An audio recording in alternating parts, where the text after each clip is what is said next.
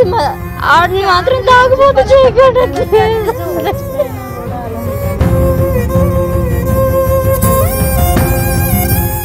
విశాఖపట్నం మధురవాడకు చెందిన ఫోటోగ్రాఫర్ సాయి కుమార్ అత్యంత దారుణంగా విశాఖలో మిస్ అయి తూర్పుగోదావరి జిల్లా రావులపాలెం గోదావరి ఒడ్డున అత్యంత దయనీయమైన పరిస్థితిలో హత్యకు గురి కావటం తీవ్ర సంచలనం రేపుతోంది. అసలు అబ్బాయికి ఎంతో ఇంట్రెస్ట్గా ఫోటోగ్రఫీలోనికి వచ్చాడు.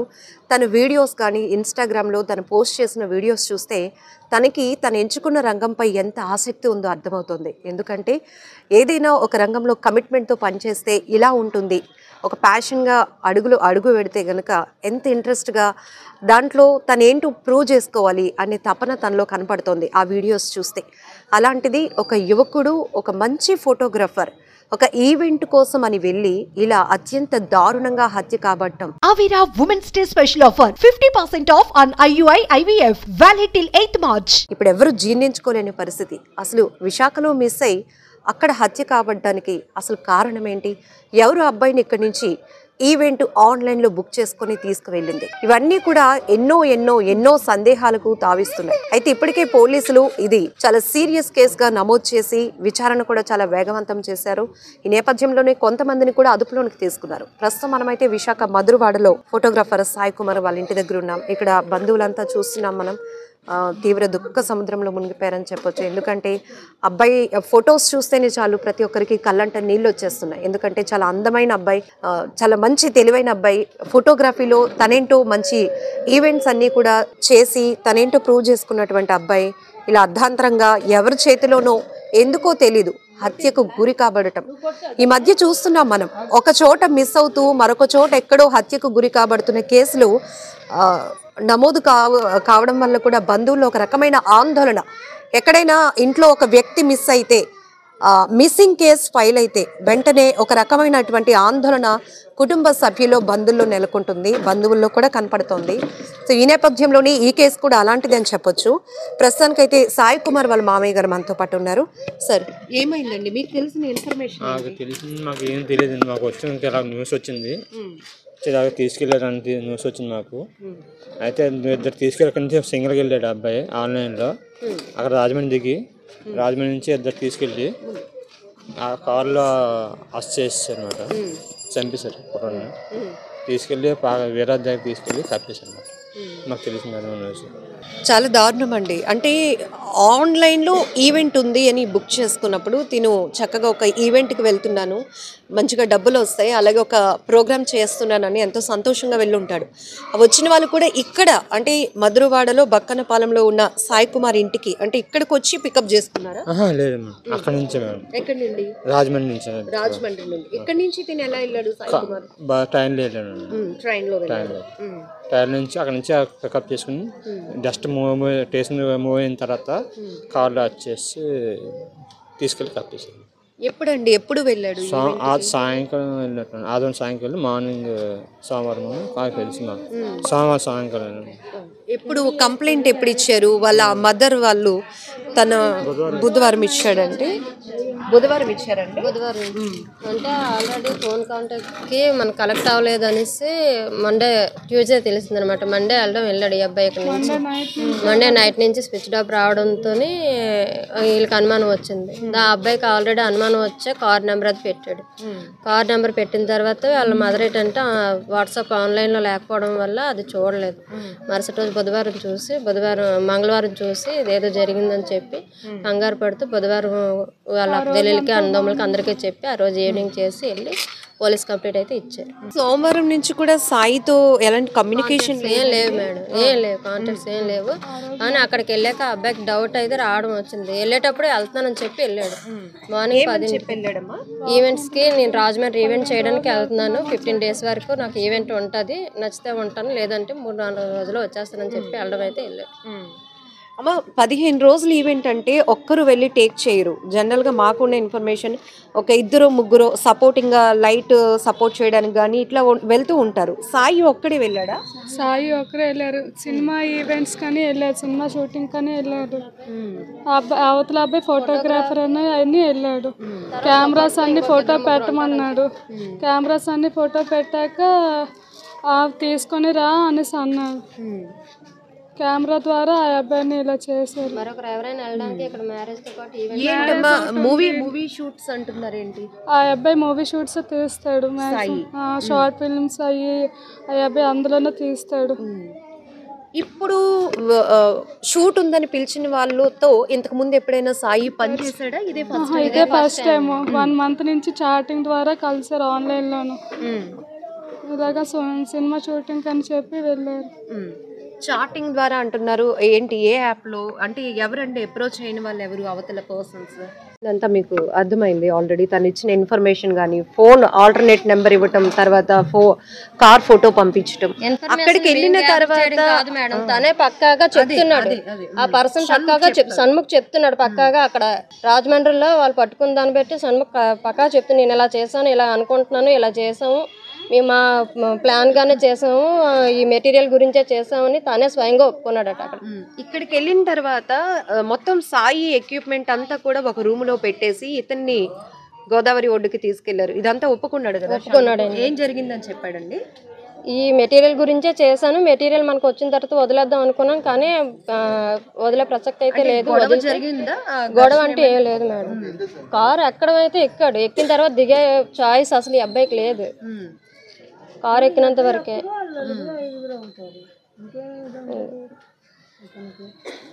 ఎక్కిన తర్వాత దిగే గొడవ అంతా కారులోనే జరిగింది. తర్వాత మేము వెళ్ళాము, పిజ్జా తీసుకున్నాము, తిన్నాము, కారు ఎక్కాము అని చెప్పాడే కానీ ఏం కూడా జరిగింది అనేది, దేని గురించి జరిగింది అనేది తనైతే ఒప్పుకోలేదు. చెప్పడం కెమెరాల గురించి అని చెప్తున్నాడు అంతే. సో తినంతా కష్టపడి తనేంటో ప్రూవ్ చేసుకోవాలని. ఇప్పుడు ఈ ఈవెంట్ కూడా డబ్బులు వస్తాయని కాదు, అమౌంట్ గురించి అయితే కాదు, ప్రూవ్ చేసుకోవడానికే వెళ్ళాడు. నాకంటూ ఈ టాలెంట్ ఉందని చెప్పి ప్రూవ్ చేసుకోవడానికే వెళ్ళాడు, అమౌంట్ గురించి అయితే కాదు. పిన్నిగా మీకు తెలుసు తన గురించి, ఎప్పటి నుంచి ఫోటోగ్రఫీలో తను ఇంట్రెస్ట్ చూపేవాడు సాయి? 3-4 years అవుతుంది. ఏం చదువుకున్నాడు సాయి? డిగ్రీ చేశాను.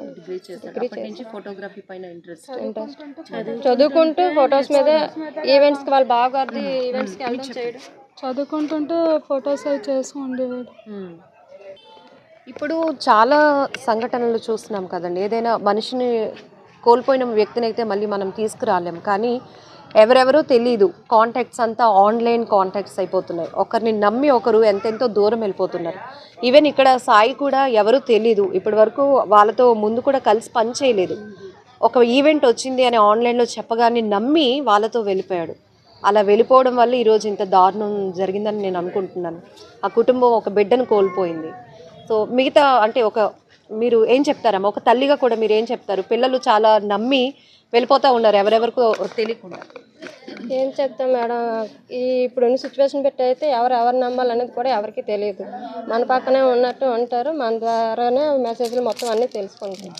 అక్కడ ఏం జరిగింది అనేది మరి వాళ్ళిద్దరి మధ్యనే తెలియాలి, మనం చెప్పడానికంటే ఏం లేదు. షణ్ముఖ్ వయసు అంటే మీకు తెలిసి సేమ్ ఏజే ఉంటుందా? సేమ్ ఏజ్ లేదండి మేడం, 19 years అని చెప్పారు అబ్బాయికి. వాళ్ళ బావగారు కూడా అన్నారు వాడికి 19, 20 కన్నా 20 కూడా ఉండవు, 19 సంవత్సరాలు అని చెప్పి వాళ్ళ బావగారు కూడా అన్నారు. ఇప్పుడు ఈ షణ్ముఖ్ వాళ్ళ లవర్ మీరు చెప్పినట్టు అమ్మాయి ఎప్పుడు దీనికి చెప్పింది ఇట్లా ప్లాన్లో ఉన్నారు అనేది మీకు ఎప్పుడు? నిన్న ఆఫ్టర్నూన్ ఇంట్రాగేషన్లో చెప్పింది, ఇంట్రాగేషన్లోనే తెలిసింది. పోలీసులు చేసేటప్పుడు ఇలాగని చెప్పి వదలడం అయితే ప్లాన్గా చేశారు అని ఈ అమ్మాయి చెప్పిన తర్వాత, వాళ్ళు పట్టుకున్న తర్వాత కూడా ఆ అబ్బాయి కూడా ఒప్పుకున్నాడట. ఫస్ట్ పేరెంట్స్కి ఇలా ఈవెంట్కి వెళ్తున్నాడు అని ఒక ప్రిపరేషన్ ఇచ్చాడు ఆల్రెడీ. 15 రోజుల పాటు అక్కడ ఉంటాను, నచ్చితే కంటిన్యూ అవుతాను, లేదంటే వచ్చేస్తానని చెప్పాడు. కానీ వెళ్ళగానే ఒక నెంబర్ ఆల్టర్నేట్గా ఇవ్వడం, ఇంకొకటి కారు ఫోటో పెట్టడం, ఇది వెంటనే వీళ్ళకి ఒక అనుమానం వచ్చిందా మా అబ్బాయి ఏదో ప్రమాదంలో ఉన్నాడు అని? అనుమానం రావడానికి వాట్సాప్ కాంటాక్ట్లు వాళ్ళ మదర్ లేరు. ఆ రోజుగానే ఆవిడకి అనుమానం వచ్చినట్టయితే ఎవరికైనా చెప్పినా, దానికి తోడు వాళ్ళ మ్యారేజ్ ఒకటి ఉందన్నమాట, దీనిలో ఉండిపోయారు. ఆ డేటా ఓపెన్ చేయాలి, మన వాట్సాప్లోకి వెళ్ళాలి, అది ఓపెన్ చేస్తే మెసేజ్ ఉందేమో అని ఒక ఐడియా అనేది, ఒక థాట్ అనేది ఇవిడికి రాలేదు. ఆ థాట్ వచ్చినట్టయితే వెంటనే అలర్ట్ అయ్యి ఉండేవాళ్ళు. ఆ అబ్బాయి మెయిన్ క్యాండిడేట్.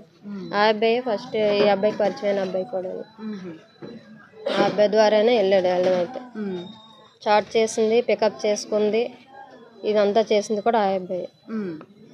ఇక్కడ నుంచి మొత్తం అబ్బాయికి ఇలా ఈవెంట్ ఉందని చెప్పడం, ఆన్లైన్ లో చాట్ చేయడం, పికప్ చేసుకోవడం, రాజమండ్రి ఈ అబ్బాయి దగ్గర కెమెరాలను వాట్సాప్ లో ఫొటోస్ పంపించమని చెప్పడం, మాట్లాడడం, 26th తీసుకెళ్తాను బ్రో అని చెప్పి చాట్ చేసి పెట్టడం, మెసేజ్ పెట్టడం అన్ని షణ్ముఖే. షణ్ముఖ్తో పాటు ఇంకెవరైనా ఉంటారు అని అనే ఆలోచన ఈ అబ్బాయికి రాలేదు, కానీ ఉన్నారని ఆ అబ్బాయి అయితే నువ్వు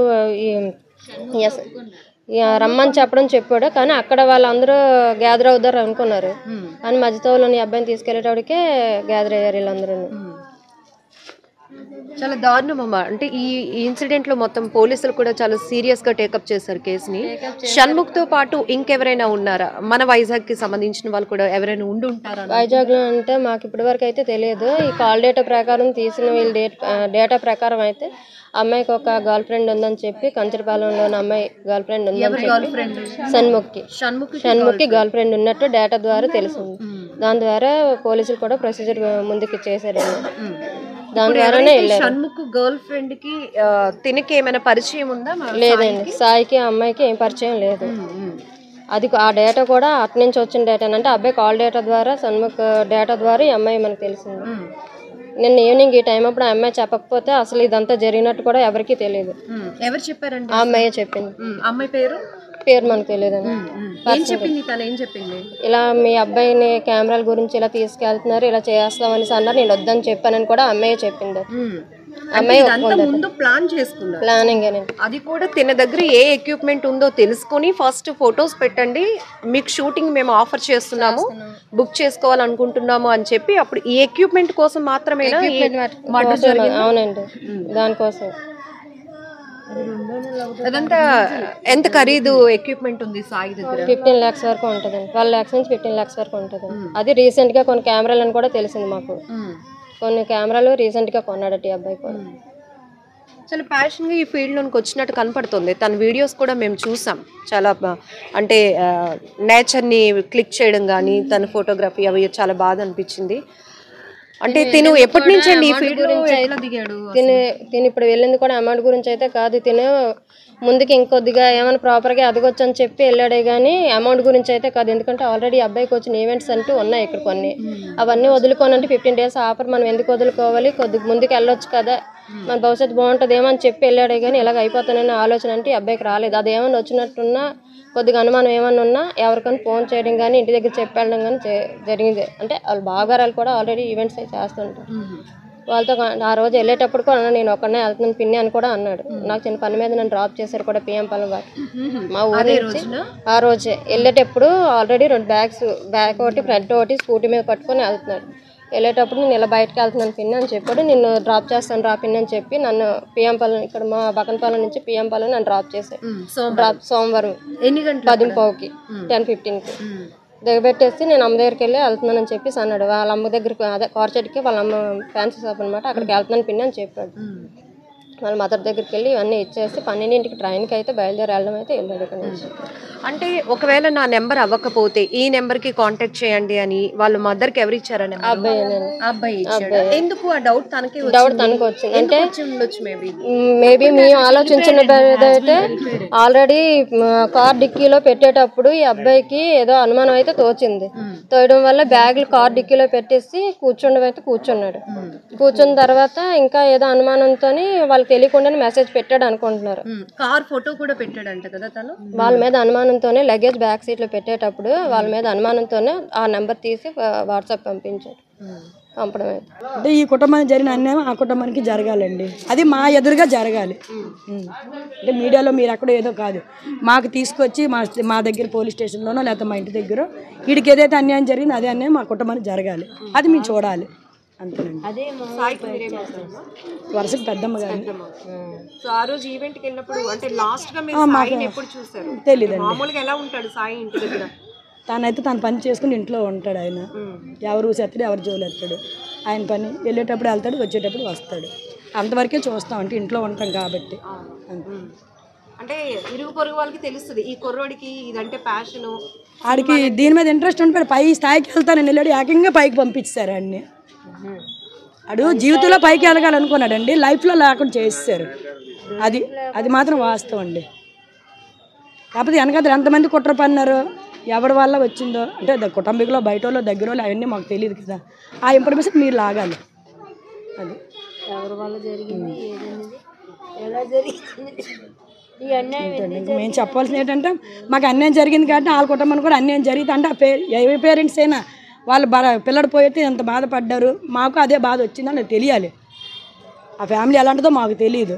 మా ఫ్యామిలీకి జరిగిన అన్యాయం అక్కడ జరిగితే మాకు అంటే మా అడుగు బతకపోయినా పర్లేదు కానీ మా బాధ అలాంటిది. మా చేతులారా ఏదో చేసినట్టుగా లేదా మా కళ్ళారా చేయించినట్టు చూపించండి మాకు. అది మీరు పోలీసుల ద్వారా చేస్తారో మీరు చేస్తారో ఏం చేస్తారో కానీ మాకు జరిగిన అన్యాయం ఆయన జరిగితే చాలు. అది కుటుంబ సభ్యులు చెప్తున్న మాటలు వింటుంటే చాలా బాధగా అనిపిస్తుంది. ఎందుకంటే సాయి ఒక ఈవెంట్ తనేంటో ప్రూవ్ చేసుకోవాలని వెళ్ళాడు. ఇలాంటి సందర్భంలో మాట్లాడిస్తున్నామని కాదు కానీ చాలా మిస్ అవుతున్నారు. ఎందుకంటే తమ్ముడిని కోల్పోయిన బాధ. మీకేం చెప్పాడండి? అంటే చెప్పాడా ఒక మంచి ఈవెంట్ దొరికింది, మంచిగా వెళ్తున్నాను అంటే వాడికి ఎప్పుడు కూడా సినీ ఫీల్డ్ సైడ్ వెళ్ళాలనే ప్యాషన్ అయితే ఉండేది. ఇటు ఈ సర్వైవ్ అవ్వడం కోసం వెడ్డింగ్ ఫోటోగ్రఫీస్ అలాంటివి చేస్తూ ఉండేవాడు. కానీ ప్యాషన్ మాత్రం సినీ. ఆ ప్యాషన్ని బాగా యూజ్ చేసుకుంటున్నాడు. వాడికి ఖచ్చితంగా ఒక మ్యూచువల్ కాంటాక్ట్ ఉంటుంది. అది ఎవరో మాకు పోలీసులు మాత్రం కనుక్కోవాలి. ఎందుకంటే ఇక్కడ ఉన్నవాడు రాజమండ్రి, వాడికి తెలీదు. వాడికి ఉన్న మ్యూచువల్ కాంటాక్ట్ ఒకడు ఉంటాడు. వాడిని ఎవరో మాత్రం పోలీసులు కనుక్కోవాలి. వాడిని కూడా వదలకూడదు. ఇంకోటి వాడిని అయితే వదలకూడదండి. వాడు చిన్నపిల్లడు అని థాట్ అసలు ఎవరికి రాకూడదు. చిన్నపిల్లడైతే వాడు అంతలాగా కారులోనే మర్డర్ చేసేంత మైండ్ ఆ చిన్నపిల్లలది. వాడు చిన్నపిల్లడని మాత్రం వదిలేయొద్దు ప్లీజ్. అందరికీ ఇదే రిక్వెస్ట్ చేస్తున్నాను. మర్డర్ చేసింది చిన్నపిల్లడు కదా అని చెప్పి మాత్రం వాడికి తొందరగా బెయిల్ ఇవ్వడం అలాంటిది చేయొద్దు ప్లీజ్. చిన్నపిల్లడైతే ఎంత క్రూయల్గా ఆలోచిస్తాడా అసలు. నా తమ్ముడు ఎంత నరకం చూసుంటాడు అప్పుడు. చాలా బాధాకరం. ఎందుకంటే వాళ్ళ సిస్టర్ కానీ బంధువులు, పిన్ని, సాయి వాళ్ళ పిన్ని అందరూ మాట్లాడుతున్నారు. తనేంటో ప్రూవ్ చేసుకోవాలి. ఎక్కువగా డబ్బు సంపాదన ఆలోచన కాదు కానీ ఫస్ట్ తనకి సినిమా ఫీల్డ్ పై ఉన్నటువంటి ఒక ప్యాషన్, ఒక ఇంట్రెస్ట్ ఈరోజు అంత దూరం తీసుకువెళ్ళేలా చేసింది. ఎవరో తెలియదు. ఆన్లైన్లో అయితే తన ఈవెంట్ 15 days పాటు షూట్ ఉంటుందని బుక్ చేసుకోవడం వల్ల వాళ్ళు రాజమండ్రిలో పికప్ చేసుకున్నారు. ఇంతలోనే వీళ్ళు బంధువులు చెప్తున్నట్టుగా షణ్ముఖ్ అనే అబ్బాయి, అంటే అబ్బాయే కానీ తను ఎంత క్రూయల్ మైండ్తో ఉన్నాడు, తన తమ్ముడిని పొట్టన పెట్టుకున్నాడు అంటూ ఆ అక్క ఆవేదన వ్యక్తం చేస్తోంది. కన్నీళ్లతో పోలీసులను కూడా వేడుకుంటుంది. ఖచ్చితంగా ఇందులో ఎవరో ఇన్వాల్వ్మెంట్ ఉంది. ఆ ఇన్వాల్వ్ అయిన వ్యక్తులు ఎవరు అన్నది బహిర్గతం చేయాలి. ఖచ్చితంగా తన తమ్ముడికి అంటే కుటుంబానికి జరిగిన తీరని లోటు ఏదైతే ఉందో ఖచ్చితంగా న్యాయం చేసి దాన్ని పూడ్చాలి అని అక్క కూడా కోరుకుంటుంది. ఇక్కడ మిగతా వాళ్ళు కూడా మాట్లాడినట్టు ఈ మధ్య మనం చూస్తున్నాం అపరిచిత వ్యక్తులతో ఎంత ప్రమాదం అంటే అసలు వాళ్ళెవరో తెలీదు, ముక్కు తెలీదు, ముఖం తెలీదు, కానీ నమ్మడం అనేదే ఇక్కడ పెద్ద బలహీనతగా మారిందని చెప్పొచ్చు. ఎంత దూరమైనా వెళ్ళిపోతూ ఉన్నారు. సో ఇంకొంచెం డెప్త్గా అవతల వాళ్ళు ఎందుకు 15 days నాకే ఈ ఆఫర్ ఇస్తున్నారు, ఈ షూట్కి నన్నే బుక్ చేసుకున్నారు, మధ్యలో మ్యూచువల్గా ఉన్న కాంటాక్ట్స్ ఏంటి, ఇవన్నీ కూడా కొంచెం డెప్త్గా ఆలోచించి ఉంటే ప్యాషన్ ఒకటే కాదు, ఇష్టం ఉంటే సరిపోదు, ఇంకొంచెం కొంత జాగ్రత్త కూడా అవసరం. అలాంటి సందర్భాలు కూడా ఉన్నాయి, జాగ్రత్త పడాల్సిన పరిస్థితులు కూడా ఉన్నాయి అనేది ఈ ఘటన ద్వారా కూడా మనందరికీ అర్థమవుతుంది. ఏదేమైనా సాయి కుటుంబంలో జరిగిన తీరని లోటు చాలా బాధాకరం అని చెప్పాలి. దయచేసి వాడిని మాత్రం తాగుబోతులు మాత్రం చేయకండి. వాడు మద్యం సేవించి తర్వాత హత్యకి గురయ్యాడు అని చెప్పి రాశారు. వాడికైతే ఆల్కహాల్ అలవాటే లేదు. దయచేసి వాడిని మాత్రం తాగుబోతు చేయకండి. మీరేం న్యాయం కోరుతున్నారమ్మా ఈ కేసులో? పోలీసులు తెలియను మాట్లాడకూడదు.